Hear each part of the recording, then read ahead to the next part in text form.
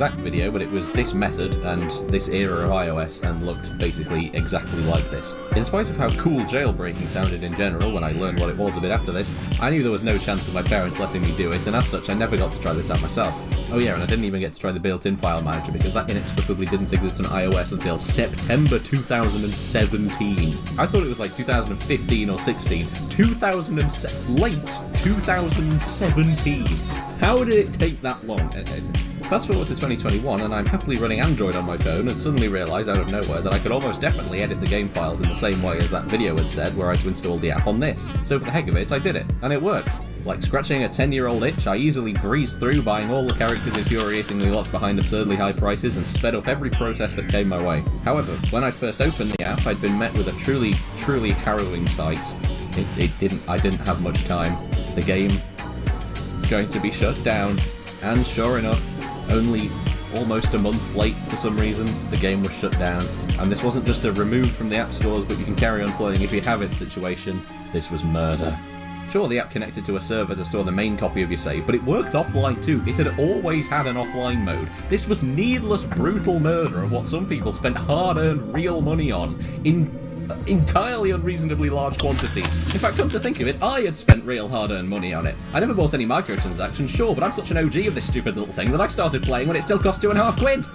And now, nothing. I let a metaphorical tear run down my cheek, accepted the loss, closed the app, and moved back on with life. Can you believe how dramatic I'm being?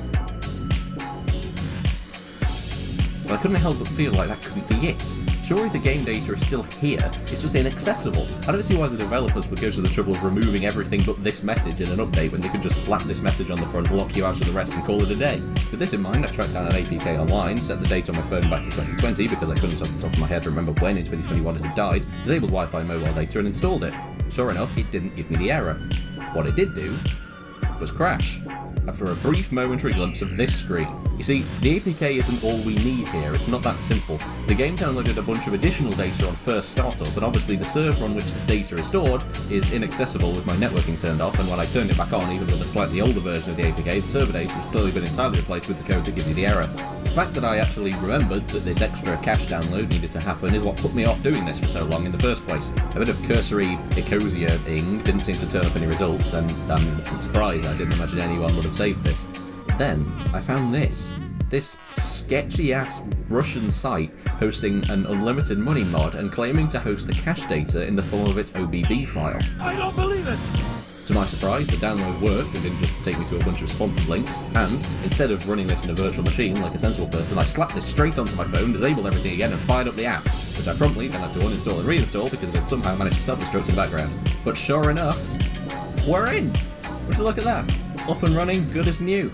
Now most people would call this a job well done and move on with their lives. But not me. Oh no, not me. Let's do this! Now, during my research, I'd read on the cutting room floor, which stated that the app was no longer functional without modifications, while not telling you what the modifications necessary were, which could have saved me a couple minutes, or even allowed me to use this without having to turn off networking, but whatever.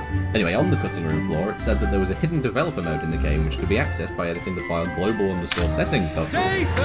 There was also reference to this image, which I had actually previously found within the APK, which is clearly of a whiteboard in the development studio planning out the layout of the map, and was also for some reason upside down in the file.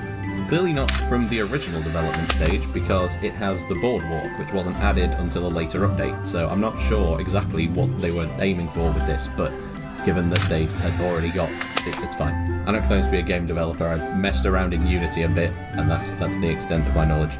I could not get this dev menu to work. I tried editing it on my phone, in Notepad, even in a hex editor, but all it did was cause the game to hang on startup. I even tried to drop in replace the modified cache data file while the game was running, but no dice. And I couldn't find anyone else online talking about this to offer any kind of information, so...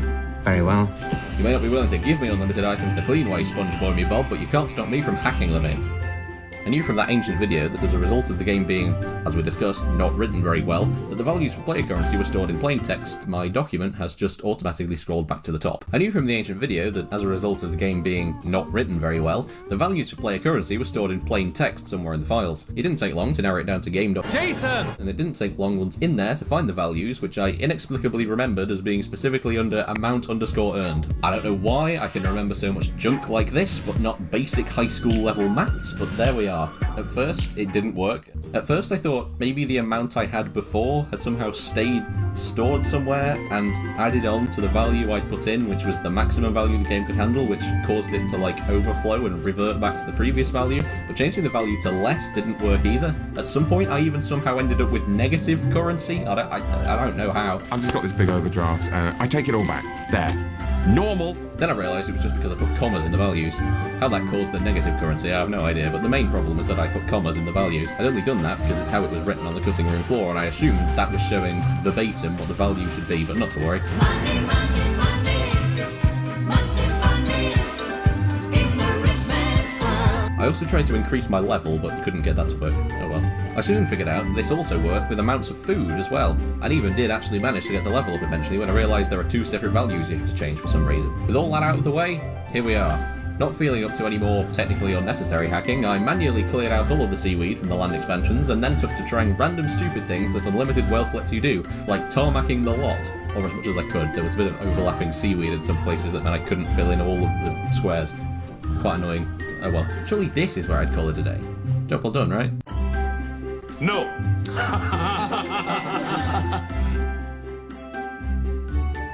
As I discussed earlier, back when the game was still in active development, there were fairly frequent seasonal events with themed decorations, costumes, and even characters, and playing it without any of that just feels bland.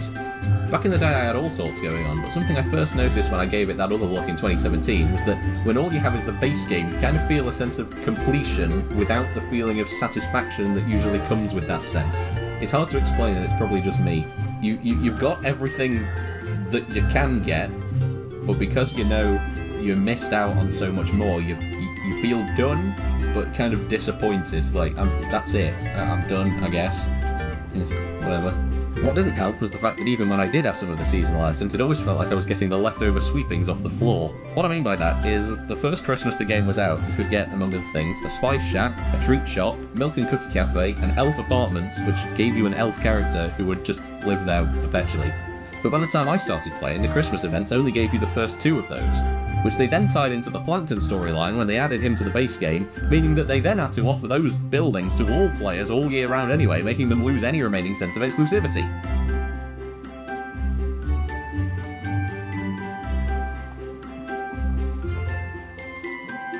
Then just as one final unwelcome kick in the teeth, when I came back to the game in 2017, long after I was sure they'd stopped adding new content, it turned out I'd missed even more seasonal stuff. At that point I think I even sent a support message in suggesting they had the option to replay seasonal events even if behind a paywall or something. I think after that they did give you the option to buy some of the previous limited items and characters, albeit at often extortionate prices, but I wasn't playing it all by then and it just felt like a bit half-hearted.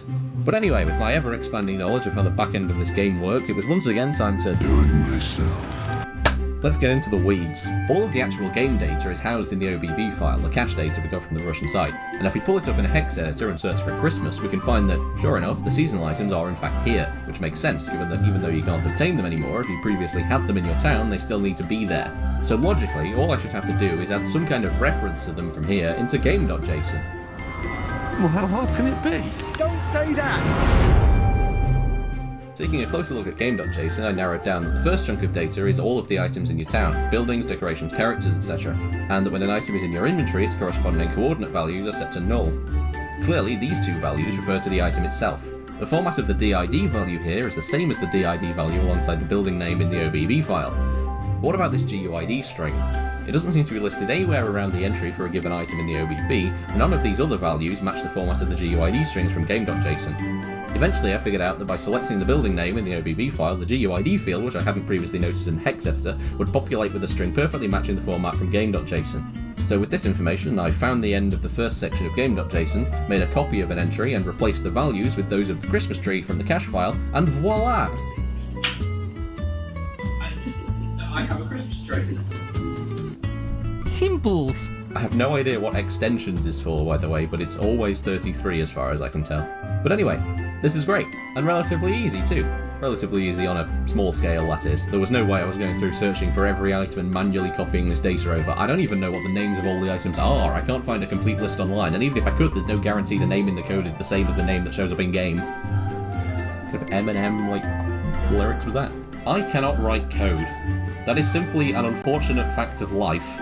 The most annoying thing is that I can look at a Python script and, for the most part, see and understand what a lot of it does in a lot of cases, but for some reason, in spite of that, I am just incapable of remembering or understanding where all the random double equal signs and such go. So with this in mind, and with an apology to everyone whose stolen code it was probably trained on, it was time to break out the AI.